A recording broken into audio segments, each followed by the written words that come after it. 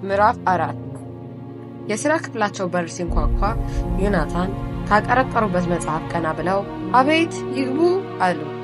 እስክንድር ማንደፍሮ ከልብ ያልሆነ ፈገግታ እያሳየ ገባ። የበሩ ኳኳታ ከትኩስ ምርምር ላይ ቢያባንናቸውም ቅሉ የመጣው ሰው እስክንድር መሆኑን ባስተዋሉ ጊዜ ዮናታን ደስ አላቸው። የማንበቢያ መነጽራቸውን እያወለቁ ተቀመጥ እስክንድር በማለት መቀመጫውን አመለከቱት። እህሳ ጥናት እንዴት ይዟል? እየታገልኩኝ ነው። ምን አስበሃል? ትምህርቱን ትቀጥልበታለህ? ለመጀመሪያ ጊዜ የመጨረሻ ዓመት ተማሪ መሆኑን በሚመለከት ያቀረቡት ጥያቄ ነበር። ገና አላሰብኩበትም አለ እስክንድር። ደግሞ በዚህ ጉዳይ ላይ ውጤቱ ውሳኔነት ይኖረዋል። አዎ አሉ ዮናታን ራሳቸውን እየነቀነቁ። በርትተህ ከሰራህ ጥሩ ውጤት ታመጣለህ። የእስክንድር መልስ ፈገግታ ነበር። ጥቂት ሰከንዶች በዚህ ሰላምታ ከቆዩ በኋላ አቤል ጓደኛህ ነውን? ሲሉ ጠየቁት። ሌላው ሁሉ ዝብዝብ ዮናታን ለመንደርደሪያ ያህል ያቀረቡት ነበር እንጂ እስክንድርን ከክፍላቸው ድረስ ያስጠሩት ለዚህ አርዕስተ ጉዳይ ነበር።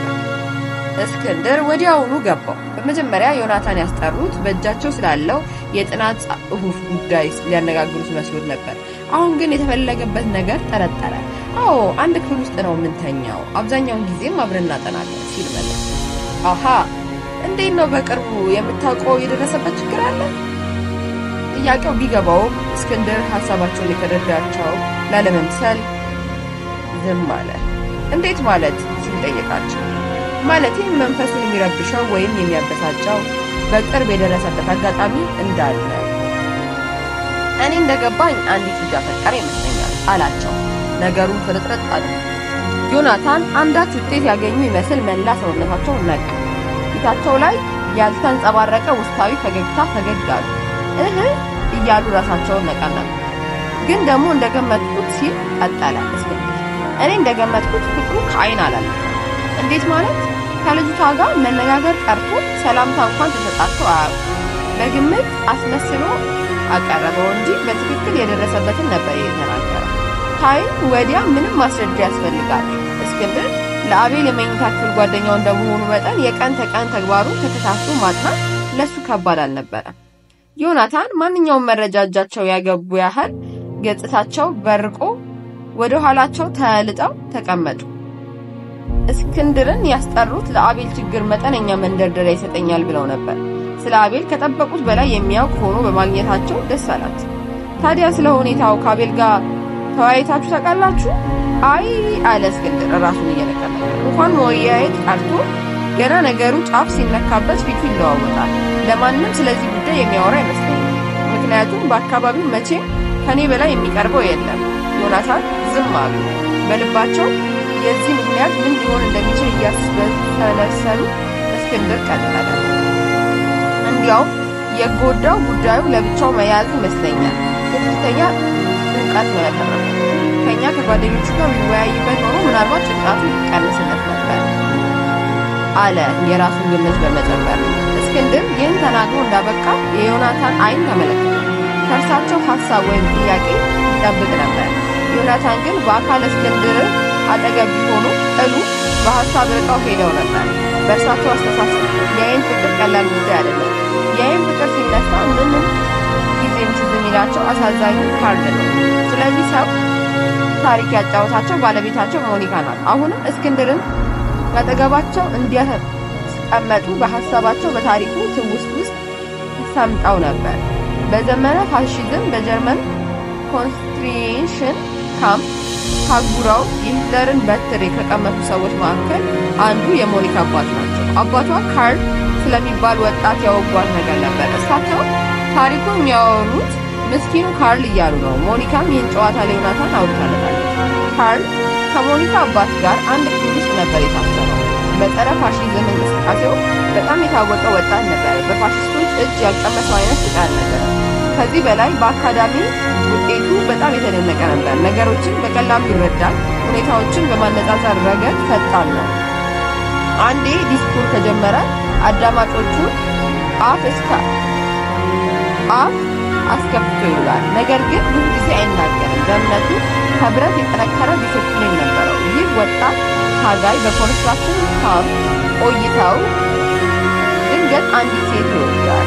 የሚያሳዝነው ይቺ የወለዳት አንዲት ፋሺስት ጀነራል ሚስት መሆኗ ነው። በሩቅ ከማየት በቀር ቀርቦ ለመነጋገር እድል አልነበረውም። ሴትዮዋ እዛ ግቢ ውስጥ የምትመጣው የጀነራሉ ሚስት በመሆኗ እስረኞችን መጎብኘት እንደ መዝናኛዋ አድርጋ ነው። አብዛኛውን ጊዜ ምሽት ሲቃረብ ወደ ካምፑ ብቅ ብላ በስቃይ የሚማቅቁ እስረኞችን በማየት ተዝናንታ ትመለሳለች። ምስኪኑ ካርል አይኑ ውስጥ የሴትዮዋ ውበት ገብቶ እንቅልፍ እየነሳው ይመጣል። መምጫዋን ሰዓት ጠብቆ ያያታል። እሷ ግን ህልውናውን አታውቅለትም። ሁኔታው እያደገ ይሄድና ለካርል ድብቅ የውስጥ ህመም ይሆንበታል። ለማንም ሳይናገር ብቻውን ውስጥ ይማቅቃል። የሞኒካ ባል ለካርል ቅርቡ ስለነበሩ ነገሩን በመከታተል ቀስ ብለው ደረሱበት። ሴትዮዋን ያላየ ዕለት የሚሰማውን አሳዛኝ ስሜት አጣሉ። ነገር ግን ምንም ሊረዱት አልቻሉም። ከምስኪኑ ካርል አፍ የተገነዘቡት ነገር ቢኖር የሴት ውበት ሲማርከው የመጀመሪያው ጊዜ መሆኑ ነው። የመጀመሪያው የፍቅር አይኑ በማይሆን ቦታ መገለጥና በአጓጉል ሴት ላይ ማረፉ ነበር የሚያሳየው። ቀስ በቀስ ነገሩ ተዛምቶ በቅርብ የነበሩት እስረኞች ጆሮ ውስጥ ገባዋል። የፋሺስት ጀነራል ሚስት በመውለዱ እስረኞች ሁሉ ካርልን አትንትፍ አሉት። ይህንን መገለል በምስኪኑ ካርል ላይ የባሰ ጭንቀትና ብቸኝነት አሳደረበት። በመጨረሻም አንድ ሌሊት ራሱን ገድሎ ተገኘ። እሺ ከዚያ አሉ ዮናታን በድንገት ከትውስታቸው እንደተመለሱ። እስክንድር ግር አለው። ከቀን ህልማቸው ሲባንኑ እንዲያው የተነፈሱትን ቃል እንጂ እስክንድር ለመቀጠል ያለበት ነገር ምንም የተያያዘ ነገር አልነበረም። እኛም ከደካማ ፈገግታ በስተቀር ምንም አልመለሰም። እባክህ በዘዴ እየቀረብክ አጫውተው አሉ የአባትነት ቀና ባለው አነጋገር። አሁን ላይ ባለው ሁኔታ ብቸኝነት ከተጨመረበት መጥፎ ፈተና ላይ ይደርሳል እና እባክህ ብቸኝነት እንዳይሰማው ለማድረግ ነው። እሺ ብሎ እስክንድር ከተቀመጠበት ተነሳ። ክፍሉን ለቆ ሊወጣ ሲልም ዮናታን በባሰ አደራነት ስሜት አጥብቀው ጨበጡ፣ ነቀነቁት። የአይን ፍቅር የዋዛ በሽታ አይደለም አሉ ዮናታን ራሳቸው ለራሳቸው። አቤልን ከዚህ ህመም ለማዳን ምን ማድረግ አለበት? የተለያየ የመፍትሄ ሀሳብ በጭንቅላታቸው ውስጥ መጣ። ለጥቂት ደቂቃ ያህል ወደ ኋላቸው ተለጣው ተቀመጡ። መነጽራቸው መልሰው አይናቸው ላይ አደረጉ። ወረቀቶቻቸው ጠረጴዛው ላይ እንደተበታተኑ ጥለዋቸው ከክፍላቸው ወጡ። ወደ አቶ መአምር ክፍል ነበር የሄዱት። አቶ መአምር ለዮናታን ከስራ ጓደኞቻቸው ሌላ የቅርብ ጓደኛቸው ናቸው። ሰላምታ ተለዋውጠው በተቀመጡ ዮናታን ያለምንም መንደርደሪያ በቀጥታ ወደ መጡበት ጉዳይ አመሩ። እባክህ አንድ ተማሪ ስለታመመ በምን መንገድ ልንረዳው እንደምንችል እንድታማክረኝ ነው። ማን ይባል? አቤል ታስታውሰዋለህ? አዎ አስታውሰዋለሁ። ያ ጎበዝ ልጅ አይደለም አሉ መምህር። ከአንድ ዓመት በፊት 2 ተከታታይ ኮርሶችን አስተምረውት ነበር። አሁን ታዲያ ምን ነካው? አንዲት ልጅ በአይን ወዷል የሚል መረጃ ነው ያገኘሁት አሉ ዮናታን ካቀማመጣቸው ለጠጥ ብለው። ታዲያ ይሄ ህመም ነው ወይስ ፍቅር አሉ አቶ መአምር ጉዳዩን ቀለል አድርገው በመመልከት አይነት ፈገግ አሉ። የዮናታን ግንባር ግን ፈጽሞ አልተፈታም።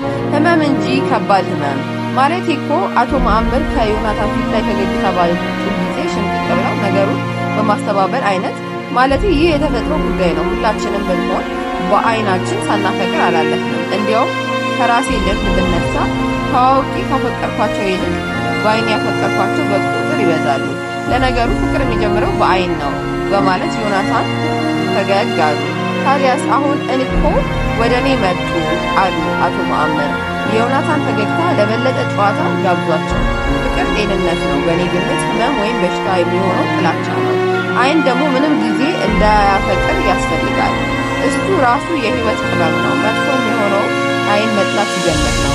አይን ተጨፍኖ አይኬት ነገር ዮናታን ውይይቱ ወደ ቀልድ እንዳዘነበለ ወይም ደግሞ መልኩን እንደለወጠ ተሰምቷቸው ራሳቸውን አክብደው ያመጡት የአቤል ጉዳይ ለአቶ መአምር ለምን ቀለሎ እንዳታያቸው ዮናታን ሊገባቸው አልቻለም። አቀራረቡ ይሆን ሲሉ በልባቸው አሰቡ። የአቤልን የአይን ፍቅር ግን እንዲያቅልለን አናየውም አሉ እንደገና ኮስተር ብለው።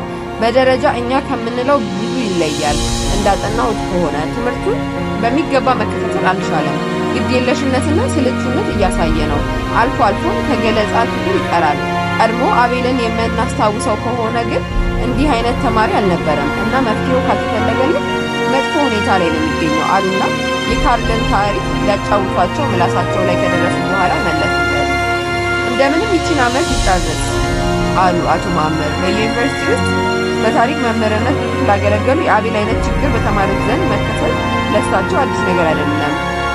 እንዲያውም ከጊዜ ብዛት እንዲሰለቹ አድርጓቸዋል። ፈተና ሲደርስ መታመም፣ ቅጡን ባጣ የጥናት ብዛት መቃወስ፣ በጭንቀት ብዛት ማበድ፣ በፍቅር ተጠምዶ ከትምህርት ተዘናግቶ መባረር ለዩኒቨርሲቲው እንግዳ የሆነ ነገር አይደለም። ይህን የመሳሰሉ ሁኔታዎች በደረጃ ይለያዩ እንጂ በየዓመቱ በዩኒቨርሲቲ ውስጥ ተከሰቱ አያልፉም። አሁን ዮናታን እጅግ ያሳሰባቸው ጉዳይ አቶ መአምርን ምን ያህል አልኮራኮራቸውም። መጨረሱንማ ሊጨርስ ይችል ይሆናል፣ ግን የሚያስፈልገውን ጨርሶ መውጣቱ ብቻ ነው እንዴ? አሉ ዮናታን ቁጣ ባዘለ ድምጽ። ማለቴ ትምህርቱን ጨርሶ ስራ ላይ ከዋለ ራሱን በማዝናናት አሁን ካለበት ሁኔታ ነፃ ሊወጣ ይችላል። እኔ ግን በዚህ መልኩ አልመለከተውም አሉና ዮናታን አቤል ዲግሪ አሲዘን ከዩኒቨርሲቲ ማባረር ሳይሆን ታላቁ ምሁር የማድረግ ኃላፊነት አለብን። ለዚህ ብቃት ያለው ልጅ ነው። ደግሞም አሁን ባለበት ሁኔታ ትምህርቱን ላይ ጨርስ ይችላል። እንግዲህ ለስነ ልቦና ጥናት በሳል ለሆኑት እናማክራቸው አሉ አቶ መአምር ነገሩን ለማሳጠር ያህል። ለአካዳሚ ኮሚሽኑን አስታውቀን አንድ መፍትሄ ልንፈልግለት ይገባል አሉ ዮናታን።